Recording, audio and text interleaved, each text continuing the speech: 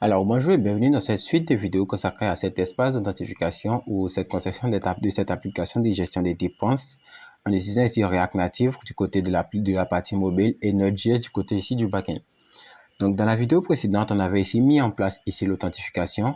On va dire qu'on avait mis en place ici un système qui va permettre ici de gérer l'authentification en utilisant ici le contexte API. Donc là, dans cette vidéo, on va poursuivre et on va maintenant apprendre à comment est-ce qu'on peut faire ici pour pouvoir échanger ici avec notre backend qu'on a conçu ici avec Node.js. Notez encore que cette vidéo, on a découpé ici le projet en deux parties, c'est-à-dire qu'il y a une partie ici qui est consacrée à React Native et dans la description, vous trouverez ici une vidéo qui pointe ici vers la formation dédiée à la conception du backend. Donc là, vous devez suivre ici ces deux formations simultanément pour pouvoir poursuivre ici du côté ici de l'application mobile. Pour ceux qui veulent seulement apprendre ici le backend, il n'y aura aucun problème, vous pourrez l'apprendre. Mais pour ceux qui souhaitent ici apprendre à concevoir une application totalement complète en utilisant ici la stack MERN, vous êtes obligé ici de suivre la partie mobile, c'est-à-dire vous allez concevoir ici l'écran login ici in, et après vous allez partir concevoir ici le backend qui est fait ici avec Node.js, et après maintenant vous allez venir maintenant pour poursuivre ici la conception. Donc là c'était pour ne pas avoir ici une playlist totalement ici hyper longue que j'ai voulu séparer ici en deux différentes playlists pour que lorsque vous suivez ici une partie de cette vidéo, vous sachiez que l'autre partie de la vidéo se trouve dans l'autre côté de la playlist là-bas. Donc là, c'était l'idée derrière ça.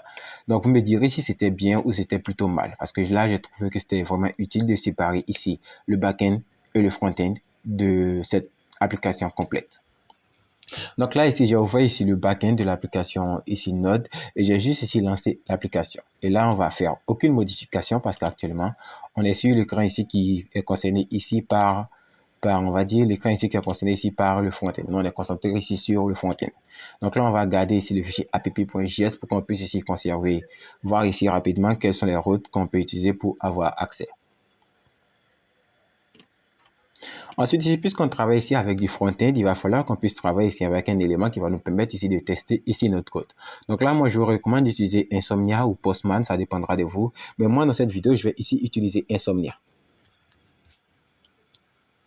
Donc là, ici, je vais lancer mon application Insomnia. Donc là, je vais rechercher ça dans mon ordinateur, Insomnia. Et je vais ici l'ouvrir. Et ici, du côté pour l'utilisation d'Insomnia, j'ai créé ici une playlist au niveau ici de la chaîne. Et là encore, je mettrai ici le lien vers dans la description de cette vidéo pour que vous puissiez aller apprendre comment est-ce qu'on peut faire ici pour utiliser ici Insomnia. Mais là, c'est juste un outil pour envoyer ici des requêtes HTTP. Donc, il n'y aura vraiment rien de bien compliqué. Donc là, du côté de Insomnia, vu que j'ai travaillé sur le backend moi-même. Donc là, j'ai laissé ici quelques séquelles. Donc là, on va dire qu'on va repartir ici de 0. Donc ici, l'adresse du serveur, c'est localhost 3001. Donc là, si vous l'avez suivi, vous avez compris que là, c'est vous-même qui définissez ici l'adresse de votre propre serveur.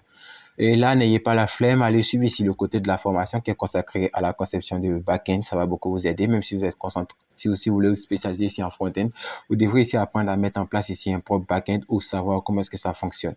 Parce que là, moi, je vous le dis clairement, je ne mettrai pas ici le code source à votre disposition. Désolé. Bien, maintenant que ça c'est dit, on pourra poursuivre.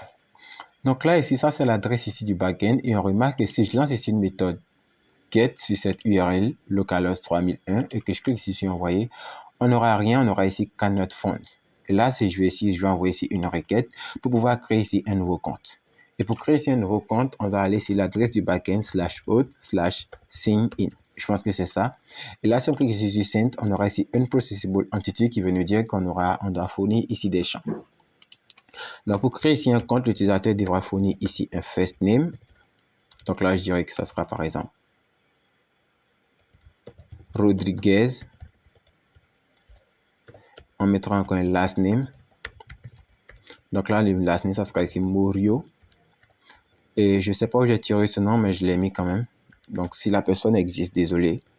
Et là, le mail, ça sera ici Rodriguez Morio @gmail.com. Donc là, ça sera ici pour l'inscription. Et pour le mot de passe, donc ça sera password. On dira que le mot de passe de cette personne, ça sera AZERTY.